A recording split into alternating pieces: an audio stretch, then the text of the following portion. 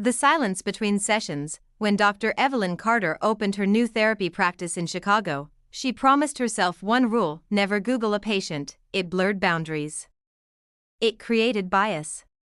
It ruined objectivity. For 6 years, she kept that promise, until Daniel Reed. Daniel was 32. Clean-cut software engineer. Recently moved from Seattle after what he called a life reset. He scheduled his first session on a Tuesday evening, 7 p.m., her last slot. He described a simple problem. "I think someone is trying to ruin my life," he said calmly. Evelyn leaned back in her chair. Paranoia wasn't uncommon. High-stress tech job. Recent relocation. Social isolation. Tell me what makes you feel that way. Daniel slid his phone across her desk. On the screen was a Reddit thread. It described a man named Daniel Reed who worked in cybersecurity, had recently left Seattle after an internal misconduct investigation, and was dangerous to women he dated. The details were disturbingly specific. "It's not me," Daniel said. "But it's my name. My age. My old company. My neighborhood." Evelyn felt a flicker of unease. "Have you contacted the website?" "It's anonymous. The account keeps posting new things every week. My landlord found it. A woman I went on a date with canceled after Googling me." He wasn't angry, he was afraid. Over the next month, Daniel became her most consistent client. He wasn't delusional. His story checked out. He provided proof he'd never been investigated. His former employer confirmed it when she, breaking her own rules slightly, asked general questions through a professional contact. The posts continued, then they escalated. Someone uploaded a photo of Daniel entering his apartment building in Chicago. He stopped sleeping. "I think they followed me," he whispered one night. "I feel watched." Evelyn began to feel it too, because something about the timeline bothered her. The first Reddit post appeared 3 days after Daniel searched for therapists in Chicago. Specifically, after he visited her website, she only realized it by accident. Her web hosting service flagged unusual traffic. Someone had been repeatedly visiting her new client's page using an IP address traced to Seattle. Same week Daniel relocated, same week the Reddit posts began. That broke her rule. She Googled him, and what she found made her stomach drop. There had been an internal complaint at his Seattle company. It never went public. HR disputes rarely did, but an archived Glassdoor review mentioned a senior engineer quietly removed after multiple boundary violations. Daniel's department, same month he relocated. Her pulse quickened. Had he manipulated her? Fabricated evidence? Was the Reddit poster a whistleblower, or was someone framing him expertly? The next session, she decided to test him. "Daniel," she said gently, "have you ever felt drawn to creating alternate identities online?" He didn't blink. "No." "Have you ever posted about yourself anonymously?" "No." "Have you ever wanted someone to notice you? To worry about you?" A faint smile. "Isn't that why anyone goes to therapy?" The air shifted. Evelyn felt something she hadn't felt in years: countertransference, or fear. That night, she received an email from an anonymous account. Subject line: "Ask him about Hannah." No body text, just that. She searched Seattle News archives. 3 years ago, a missing persons report. Hannah Brooks, 27. Last seen leaving a tech company holiday party. Daniel's company. Case unsolved. Evelyn's hands trembled. She told herself she was catastrophizing. Coincidences happen. The brain seeks patterns. She knew this. She taught this, but then came the final twist. The next morning, her office door was unlocked. Nothing stolen, nothing broken, except a single file folder placed neatly on her desk. Daniel Reed. Inside was a printed Reddit post dated yesterday. It read, My therapist is starting to suspect me. She doesn't realize she was part of the experiment from the beginning. You can create paranoia in anyone if you control the information around them."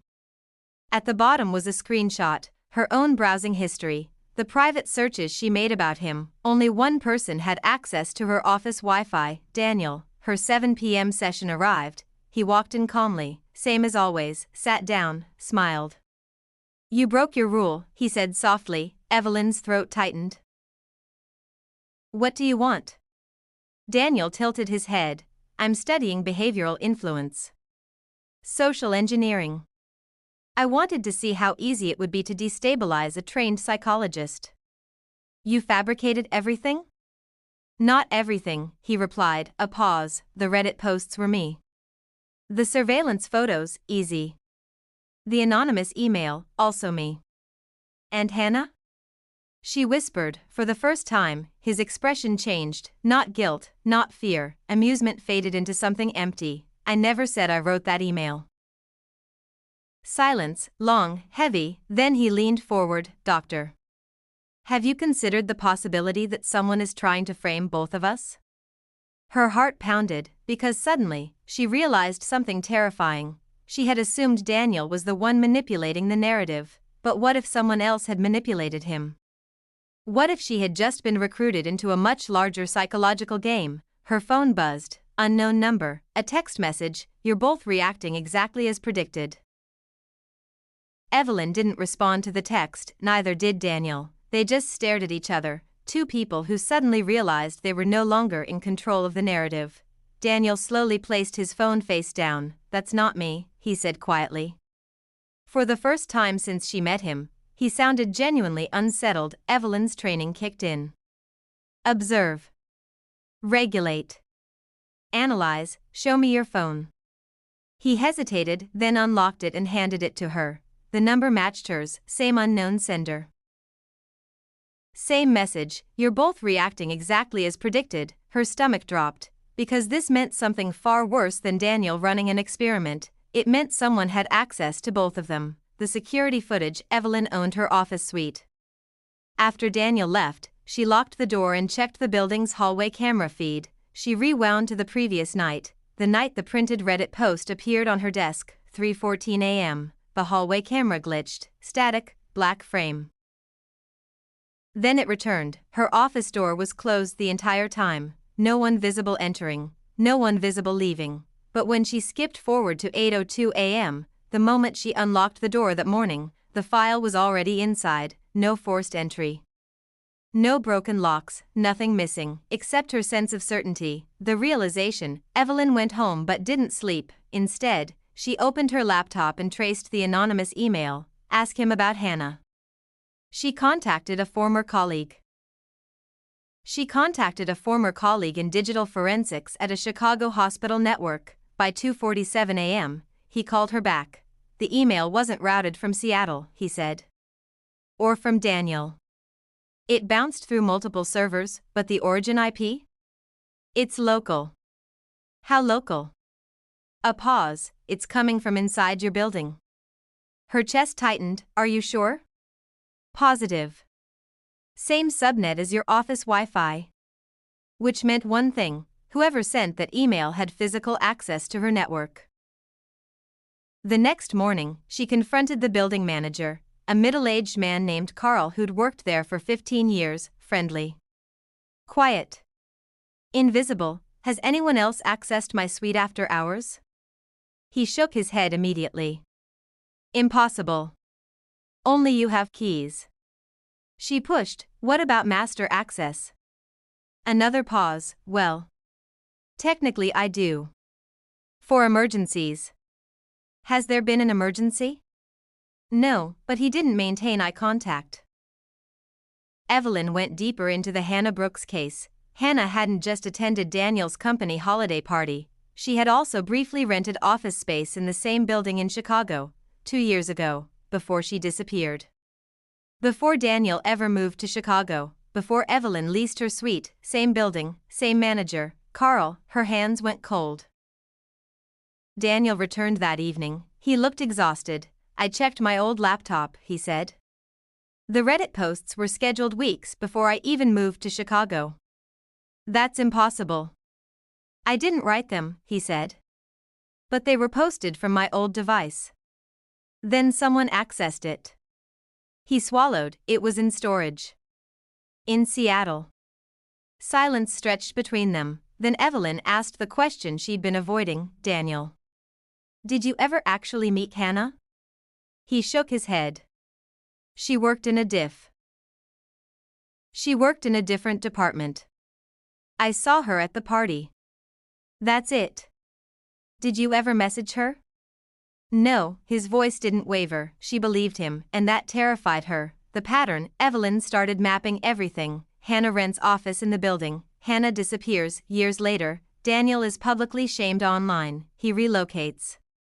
He searches for therapists, finds Evelyn's office, in the same building. Anonymous psychological manipulation begins. Both are destabilized. Someone wanted two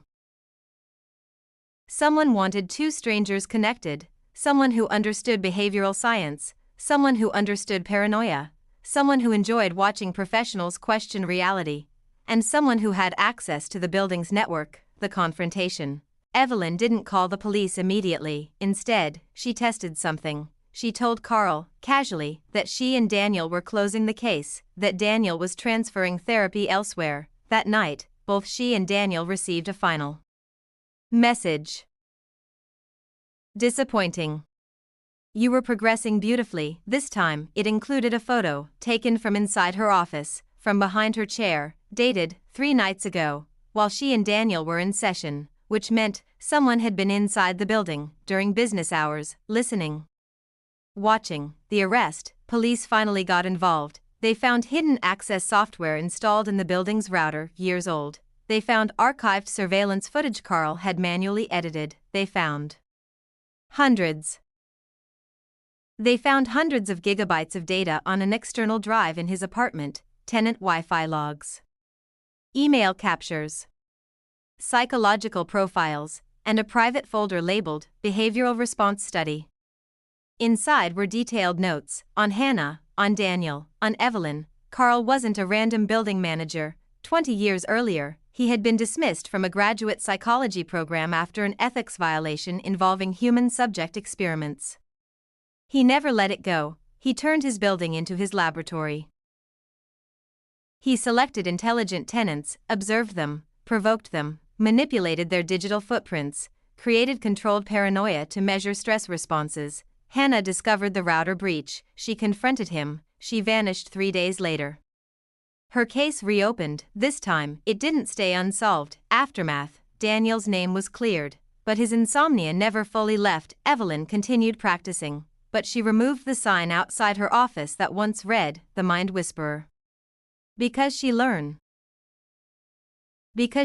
something darker than any diagnosis. Paranoia isn't always irrational. Sometimes the anxiety is accurate.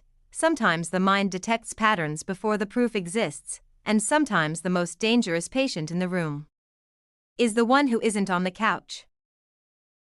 Then yes, the story is finished. Carl was the architect. Daniel was a manipulated subject. Evelyn survived. Hannah's case reopened. It ends as a dark but realistic psychological thriller. No supernatural twist, no secret sequel, no hidden villain. Just a disturbed man who turned control and observation into an obsession. Sometimes the scariest endings aren't open ones. They're the ones where everything makes sense. And you realize how easily it could happen in real life. New Moon. What we learned from the story: trust, but never ignore warning signs. Intelligence doesn't make someone immune to psychological manipulation. Information can be used to control emotions and behavior. Sometimes fear is not illusion. It is our brain sensing danger. Privacy and digital security are very important. White medium star main message, backhand index pointing right. The scariest weapon is not violence, it is control over the human mind.